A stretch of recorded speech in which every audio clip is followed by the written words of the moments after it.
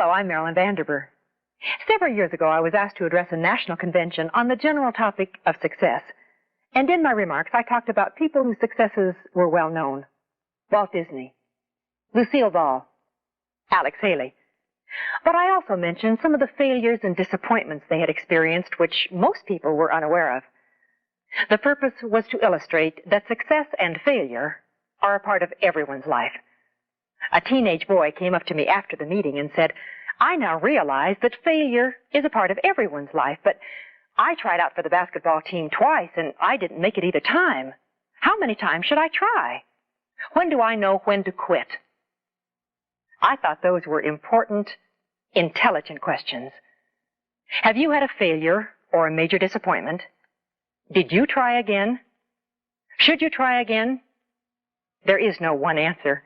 Every person is different. Every situation is different. But there are interesting examples to think about to help you decide in your own mind the answer to the questions, how hard should you try? How long should you try? When do you know when to quit? Let me share with you some startling statistics in the field of selling. It has been said that half of the salespeople in America will take his or her talent or product and make one call, and if they don't make the sale, they will try somewhere else. 18% go back to the same person with the same product a second time, 7% go a third time, 5% go 4 times, and 20% go back 5 or more times to the same person for the same idea or the same product, and these people make 80% of all sales. Have you ever tried to sell someone something, been rejected, and then gone back to the same person with the same idea or product? Have you ever applied for a job, been rejected, and then gone back to the same person for the same job? Have you ever gone back even once? W. Clement Stone, the president of Combined Life Insurance Company, tells about Al Allen, one of his Wisconsin salesmen. Al tried to sell insurance one day just by knocking on every single home and apartment door in one certain block. He worked all day and didn't make one sale. That night, he thought about his presentation and decided that the next day he was going to take that same block, knock on the same doors, talk to the same people, and sell more insurance policies in that one day than any of the other salespeople would sell all week. The next day, he sold 66 new insurance policies. Edwin East, a metal cabinet salesman, learning about what Al had done, went to his record file and analyzed 10 accounts that showed no possibility of buying. He prepared a program to present to each one of them and sold 8 out of 10.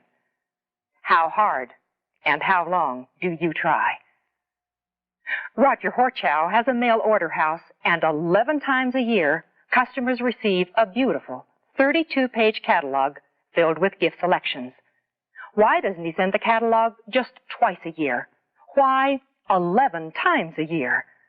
Because they know you have to ask more than once, more than twice.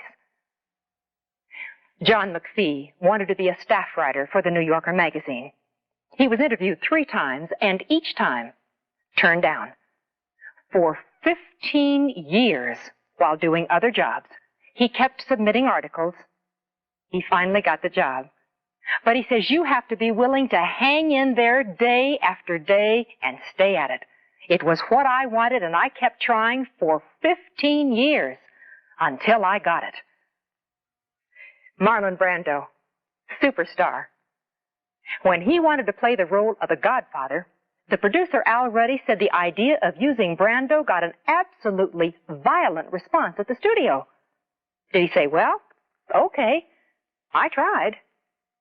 No. He hired the cameras and the lighting technicians, makeup man, director, and entire studio. It was very expensive to do his own test, and very effective. He became the Godfather. When I decided to use Marlon Brando as an example, I knew I wanted that picture. Although I tracked the photographer to his Los Angeles studio after only 5 phone calls, it took 14 more long-distance calls, asking, reminding, over a 2.5-month period before the picture finally arrived on my desk. Even securing of the visuals for these films brought home the message: try, try again, and again, and again. Virginia Wade's dream was one day to win at Wimbledon. She had played in the world-famous tournament every year for 15 years, and each time had lost. The 16th year, she won. How long do you try? Margaret Jordan decided to run for city council in a Kansas City suburb, Leawood, population 12,000. She went door to door and called on every single household personally, one by one. She knocked on 943 doors. She won by 13 votes. How hard do you try? So many people believe movies are made quickly. Do you remember the fight scene in the movie Rocky? They spent 35 and a half hours of rehearsal for every 1 minute you saw on film. 35 and a half hours for every 1 minute. So many people believe speeches are given ad lib. One of the most vivid memories I have of Dr. Martin Luther King Jr. is the speech he gave at the Washington Memorial. It was the largest gathering of people that had ever taken place in America. 200,000 people heard a speech America will long remember. I have a dream. My poor little children will one day live in a nation where they will not be judged by the color of their skin, but by the content of their character. I have a dream today. But it was not the first time he had said those words. 2 months before in Detroit, he had said the same words, the same sentences, the same ideas. He didn't just write that speech the night before or the week before. Those ideas, those exact words had been formulating in his mind for months. Bob Richards is a former Olympic champion and now one of America's most exciting and sought-after speakers.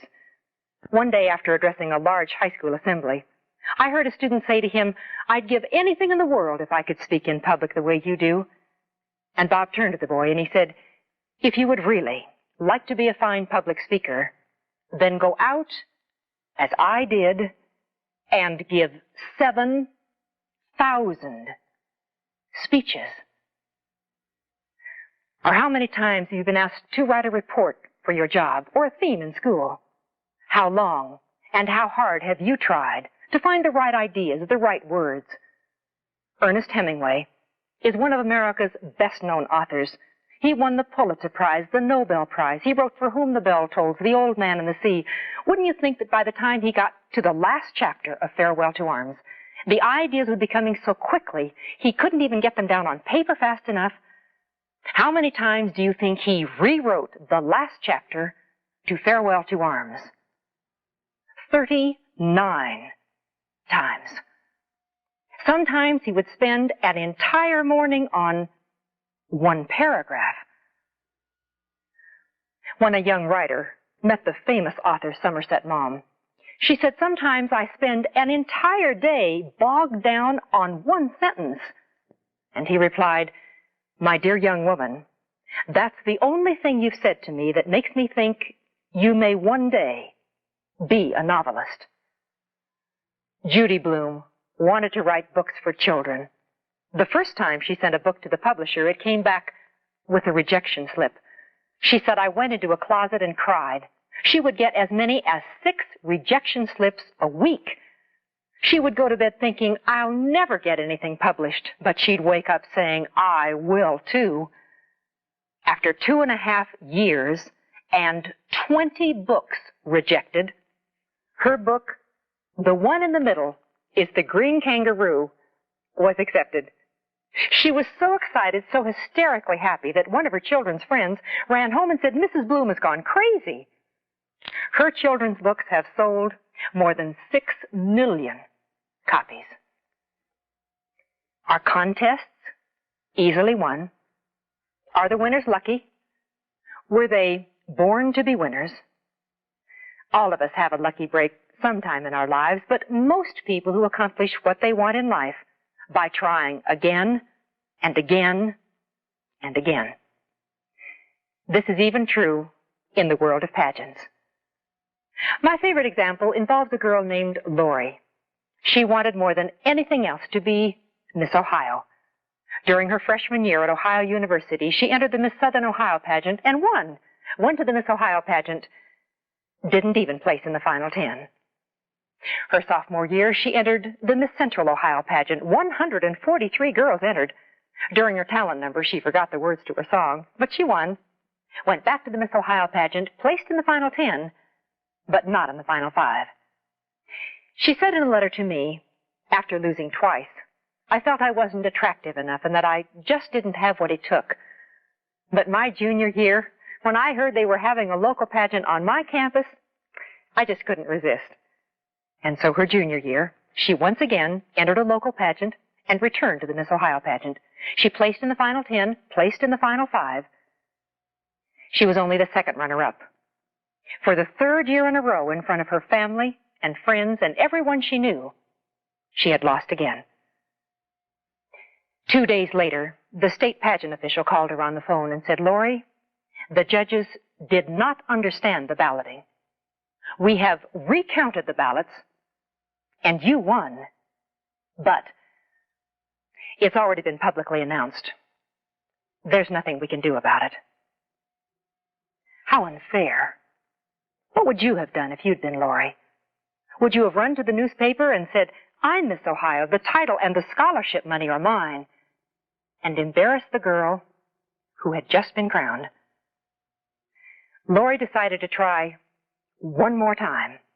And so, during her senior year in college, while preparing for her final exams, she again prepared to enter the Miss Central Ohio pageant, which she won, went back to the Miss Ohio pageant, which she won, and on to Atlantic City, where she was crowned Miss America of 1972, Lori Schaefer. Miss America, again, Laurel Lee Schaefer, Miss Ohio, now being fitted with all the accoutrements of office. Warm and fair she is, walking on there she is, fairest of the fair she is, Miss America, there she is. The biggest event during my year as Miss America was my homecoming in Denver. They had prepared for 2 months. There were parades, bands, banquets, breakfasts, but one of the most important events was a huge press conference.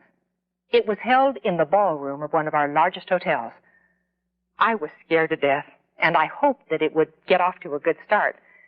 There was a pleasant-looking young man with his hand raised for the first question.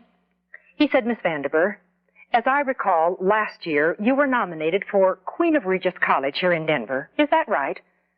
And I said, yes. He said, you couldn't even win Queen of Regis. How can you be Miss America? It certainly wasn't the question I'd hoped for, but he was right. I hadn't even won the queen of a small college in Denver, and yet I was Miss America. I just smiled and said I was glad the same judges weren't in Atlantic City. Perhaps you're saying, well, those are unusual examples. Maybe you weren't the prettiest girl in your school, and maybe Lori tried 4 times, but it usually doesn't happen that way. I believe it happens that way in every field, in pageants, in sports, art, music, law, science, in every field. But let's look at pageants. Is Lori an unusual example? How many girls since 1955 have entered and lost before winning in Atlantic City? These are just the ones I happen to know about. Miss America of 1955, 57, 59, 64, 65, 68. Miss America of 1971, this is Phyllis George, television personality and the wife of the governor of Kentucky. She entered a local pageant in Texas and didn't even place in the final 5. 2 years later, she entered again and won, but placed only 3rd in the Miss Texas pageant. The next year, she entered again and won the local pageant, the Miss Dallas pageant, and the Miss America pageant. Others who have entered and lost before winning in Atlantic City, Miss America of 1972, 74, 75, and 1978. Most young women do not want to be Miss Ohio or Miss Texas or Miss America. But think back on something that was important to you. Did you try only once? Only twice? Mickey Mantle, one of the great baseball players, one of the outstanding hitters of all time, once said that he had struck out more than 1,700 times. He said he had also walked more than 1,700 times. He said a player usually comes to bat 500 times a year. That could mean, if you lumped all my walks and strikeouts together, it would mean that I didn't hit a ball for 7 years. And yet he was a champion. He continued to go to bat no matter how many times he struck out. How do you react when you strike out? How many more times do you try? A good batting average in baseball is 300. That means a player hits 3 balls out of 10 times at bat. That means he does not hit 7. And that's a good batting average. Isn't the same true in life? I shared these ideas in a student assembly recently, and the next day a boy wrote to me. He said, my father and I had not spoken to each other in a long time. We had argued so many times, we had just stopped speaking. After you talked about how hard should you try, I thought about it. And then I went home and I said to my dad, I'll try again, if you'll try again. And so we sat down and talked, really talked. And he listened, and I listened. After our talk last night, we had a much better understanding of one another. But remember, practice doesn't always make perfect. Practice doesn't make perfect unless you're practicing the right things. If your tennis serve is completely wrong and you continue to practice it day after day, you will continue to have a very bad tennis serve. Sometimes, many times, you will need to try another way. I love the story of Newt Hampson. He failed at everything. Literally everything he tried was a failure. What could he do? He wrote a book on his failures entitled Hunger. He won the Nobel Prize for Literature. I recently addressed a large meeting in Kalamazoo, Michigan. There were 7,000 people. And I met a most delightful man who was also one of the speakers, Art Fettig. He gave me a copy of his book, Selling Lucky. And then he told me the story about how it got published. After writing it, he immediately sent it to the Fell Corporation, one of the top publishing companies in the field on motivation. And Mr. Fell rejected it. So Art spent $5,000 of his own money and published the book and sent him a copy. Mr. Fell said, why didn't you show me this book before you printed it? We want it. We'll buy all the copies you have, distribute them, and immediately print another 15,000. When Art showed him the rejection letter, he just smiled. Art had gone back to the same person, but he had tried another way. When Carol Burnett went to New York to become a comedian actress, she couldn't get a job because she had no experience. But how could she get experience if she couldn't get a job? Month after month, she kept knocking on doors and auditioning until her grandmother wrote that if she hadn't found a job on stage by Christmas, she would have to come home. She kept auditioning and interviewing. And then she had a different idea. Why not join with the others in the rehearsal club, put on their own show, and send out invitations to all the agents and critics? So they worked together, creating scenery, writing music and lyrics, doing the choreography, and soon opened for a 3-night rehearsal club review. She got her first job the next day. How fortunate for all of us that she had tried another way. When Jessica Savage was 15, she was asked to be on a high school radio show in her hometown. She said, the minute I walked into the studio, I knew what I wanted to do with my life. By the following year, she was doing the radio show herself. But in college, no matter how hard she tried, she couldn't get a job on the college radio station. So she found another way. As a disc jockey, at a station an hour and a half from campus, every day after class, in rain, snow, even on those beautiful spring days, she would drive 1.5 hours to the radio station, do the show, and then drive 1.5 hours home. After graduation, she went to New York looking for a job. But she was told that women's voices were not authoritative enough to do television news. But within a few years, she became a network correspondent and is today one of the most successful women in network news. When Bob Pettit was 13, He tried out for the football team and didn't make it. In baseball, he was always the last one picked. So he decided to concentrate on basketball. His first year, he didn't make 1 point the entire season. His second year, 17 boys tried out for the team. Bob was one of the 5 not chosen. He certainly had tried, and at each turn, he had been rejected. He decided to try another way. He asked his minister if they could form a church team. They did, and Bob began practicing at home. He took a wire coat hanger and made a hoop which hung over the garage door. He began a routine of practice that he followed for the next 7 years. He would shoot baskets for 2 hours before dinner and then again until bedtime. During the summer at camp, he did nothing but play basketball for 6 weeks, 10 hours a day, 7 days a week. As a junior, he made the varsity team. This boy, who couldn't even make the team as a freshman or as a sophomore, tried another way, played on a church team, and went on to become one of the great professional basketball players of all time. When he retired from basketball, he had scored more points than any other player in the history of basketball. Harrison Dillard is one of the greatest athletes America has produced. There was little question he would qualify for the Olympic team in the 110-meter hurdles. He hadn't been beaten in 83 consecutive races in 2.5 years of competition. At the Olympic trials, 6 entered the event. 3 would be chosen to represent America. The gun went off, and Harrison was off to an early lead. But he stumbled on a hurdle, and the thousands watching realized as soon as he did that by a quirk of fate, he had missed his chance to go to the Olympics in the event he had trained for years. He was one of the best hurdlers in the world, and he hadn't even qualified. Seconds after that defeat, he quickly made a decision. He entered the 100-meter dash and made the Olympic team by a quarter of an inch. At the Olympics, no one even considered him a possibility to win the event. He was a hurdling champion, not a 100-meter dash champion.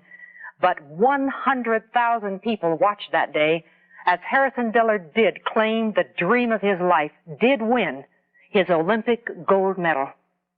He had tried another way. Does the name Jerry Dorsey mean anything to you? He wanted to be a singer. He tried and sang and tried some more. All he could get were jobs in small clubs, and he was lucky to have those. Every record label in the business had dropped him. 12 years of disappointments, and 1 year in the hospital with tuberculosis. He decided to get a new manager. One day he was rehearsing with the boys in the band, and the phone rang. They heard him say, "Just a minute, let me write those letters down. ENGELBERT HUMPERDINK. He put the phone down. He said he wants me to change my name from Jerry Dorsey to Engelbert Humperdinck. They laughed. They thought that was the funniest thing. His manager said, "Jerry, your name is so associated with failure, I can't get you a job. I want you to have a name so far removed from Jerry Dorsey." And it was. They'll never associate the two. This is fact. Decca Records had just dropped Jerry Dorsey. The same year, they hired Engelbert Humperdinck. His first record sold 5,000, his second 10,000, and his third won a gold disc. Within 3.5 years, he was a multimillionaire and one of the best-known singers in England and America.